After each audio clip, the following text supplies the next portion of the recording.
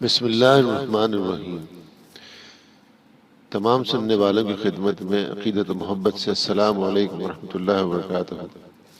جیسا کہ گزشتہ سماعتی نشست جو والیوم نمبر 6 تھی وہ صفحہ نمبر 19 پہ اختتام ہوئی تھی، تو آج گفتگو کا آغاز وہیں صفحہ نمبر 19 سے کریں گے۔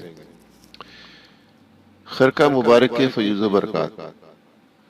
یہ خادم مرشدی و مولائی حضرت فخر العارفین رحمۃ اللہ تعالیٰ علیہ کی جناب میں حاضر تھا کہ ایک شخص نے خدمت مبارک میں یہ التجا کی کہ حضور دادا پیر حضرت شیخ العارفین مخلص الرحمن جہانگیر رحمۃ اللہ تعالیٰ علیہ کے خرقہ مبارک کا ایک تار عطا ہو جائے۔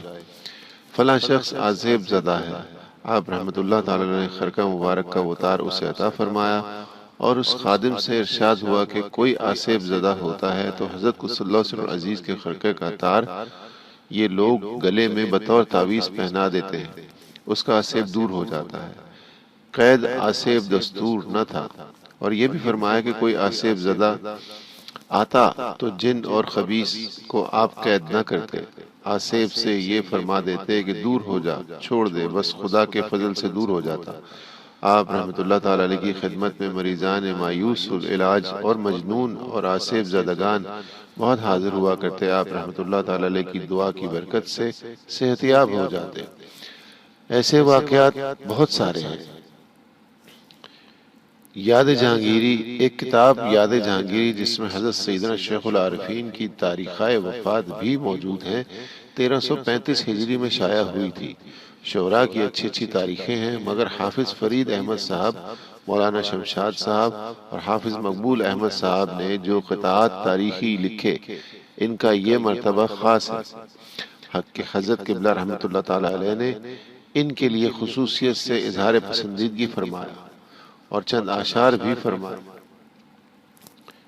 جس میں سے بالخصوص یہ شعر بہت زیر غور ہے: مرحبا اے جناب عبدالحی صلی اللہ علیہ عزیز، نجم احسان مخلص الرحمن جہانگیر رحمۃ اللہ تعالیٰ علیہ۔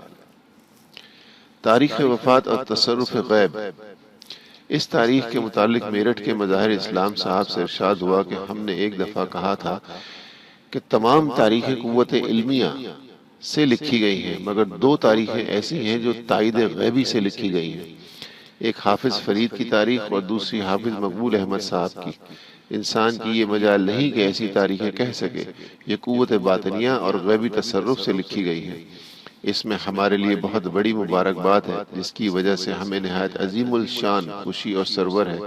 حافظ فرید خود ہرگز ایسی تاریخ نہیں کہہ سکتے۔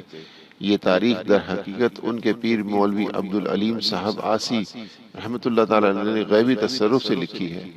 ہم نے پڑھتے ہی کہہ دیا تھا کہ یہ تاریخ تو مولوی عبدالعلیم صاحب کی ہے۔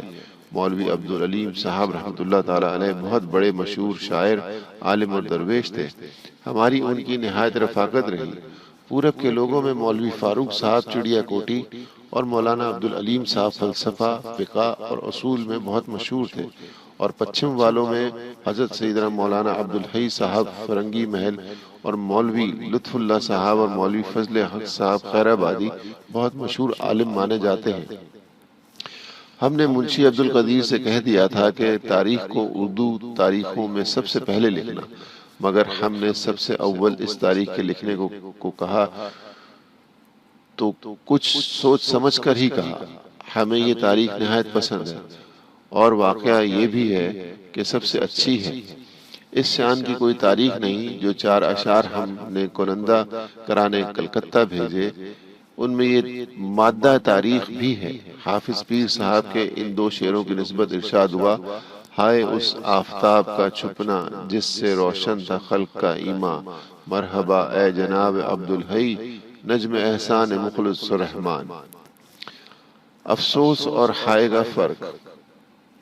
مظاہر الاسلام ساکن میرٹھ سے ارشاد ہوا: آئیے ایک بات ہمیں سمجھائیے، آپ ماشاءاللہ تمیزدار ہیں، جب کسی کی موت کی خبر ہوتی ہے تو کہتے ہیں افسوس ہے، ایسے ہی موقع پر ہائے بھی کہتے ہیں، بتائیے کہ افسوس اور ہائے میں کیا فرق ہے؟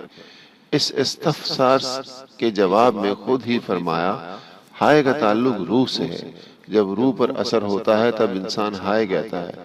اس شعر کا پہلا مصرع ایسے ہی ہے، ہائے اس آفتاب کا چھپنا جس سے روشن تھا خلق کا ایمان، یعنی جس آفتاب سے خلق کو روشنی حاصل ہوئی تھی، ہائے وہ اب چھپ گیا ہے، جس کو اس بات کی تمیز نہیں وہ بھلا کیا سمجھ سکتا ہے۔ دوسرے شعر میں جانتے ہو ہمیں کیا مبارکباد دی گئی ہے، ہمیں اس مادہ تاریخ میں کس نام اور کس لفظ سے یاد کیا ہے، ہمارے واسطے نجم کا لفظ لکھا ہے جو ایک بہت بڑی مبارکبادی ہے، مگر ہم کھل کر نہیں ظاہر کریں گے، صرف اشارہ کریں گے، یہ ایک راز ہے۔ اشعار پر تو غور نہیں کیا گیا، مگر اس مادہ تاریخ پر غور ضرور کیا ہے، وہ ہمیں بہت پسند ہے۔ اس مصرے کے معنی یہ ہے کہ حضرت سیدنا مخلص الرحمن جہانگیر رحمۃ اللہ تعالی علیہ ایسے ہیں جن کے احسان نے ہمیں نجم بنا دیا۔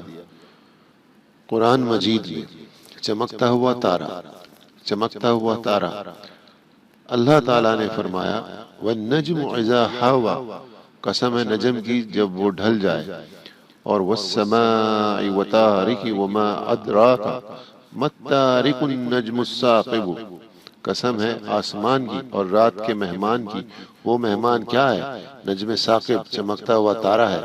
جانتے ہو وہ رات کے مہمان، وہ چمکتا ہوا تارا جن کی اللہ تعالیٰ نے قسم کھائی ہے، کون تھے؟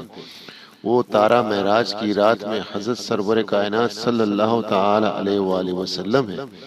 مظاہر الاسلام نے عرض کیا اللہ تعالیٰ نے ڈھلنے کے وقت کی قسم کیوں کھائی، اس میں کیا بھید ہے؟ حضرت قبلہ رحمۃ اللہ تعالی علیہ نے تبسم فرمایا، ارشاد ہوا یہ بات آپ نے ہم سے دریافت کی اور کسی نے کبھی نہیں پوچھی۔ النجم سے مراد بڑھاپا ہے، اس کا مطلب یہ ہے کہ خدا نے اپنے حبیب و محبوب کے اس وقت کی قسم کھائی جبکہ آپ صلی اللہ تعالی وسلم کا سن شریف ڈھلا، یعنی بڑھاپا شروع ہوا۔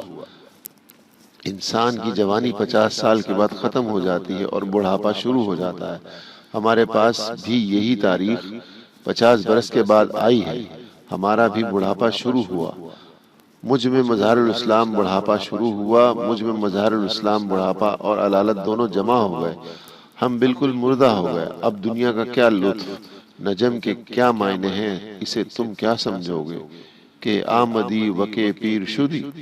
نجم کا مطلب ہمارے مریدوں کے علم سے بالاتر ہے، ہمیں بہت بڑی مبارک دی گئی ہے۔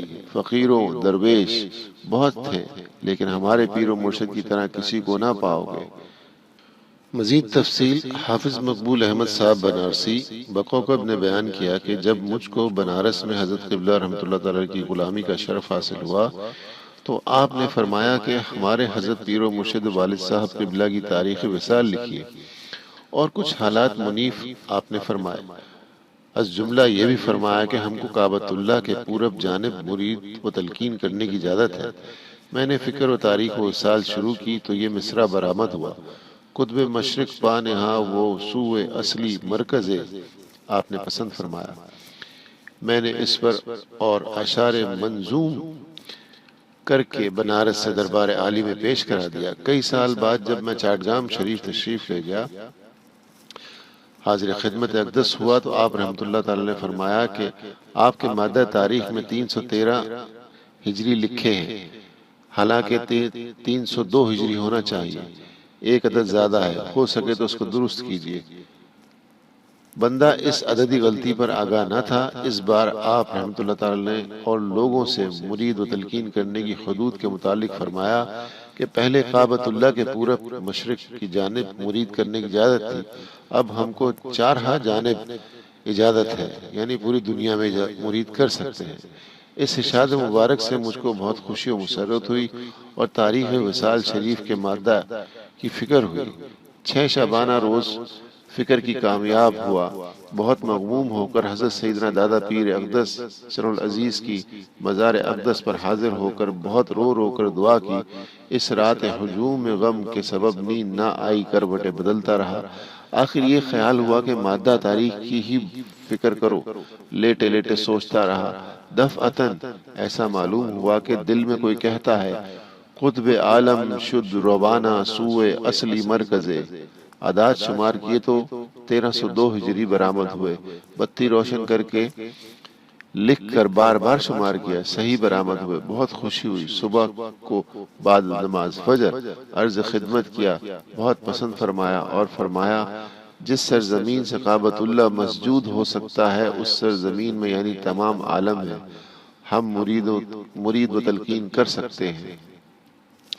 قطب عالم مادہ تاریخ قطب عالم شد روانہ سوئے اصلی مرکز، یہ لفظ قطب عالم یعنی آپ نے ہمارے حضرت قدس الاسرار عزیز کی شان کے مطابق کہا ہے، واقعی میں آپ قطب عالم ہی تھے۔ اسی کے ساتھ آج کی سماعتی نشست یہیں پر اختتام ہوتی ہے صفحہ نمبر 24 پر، اور اگلی سماعتی نشست کا آغاز صفحہ نمبر 24 سے مفید الاولیاء کے موضوع سے شروع کریں گے۔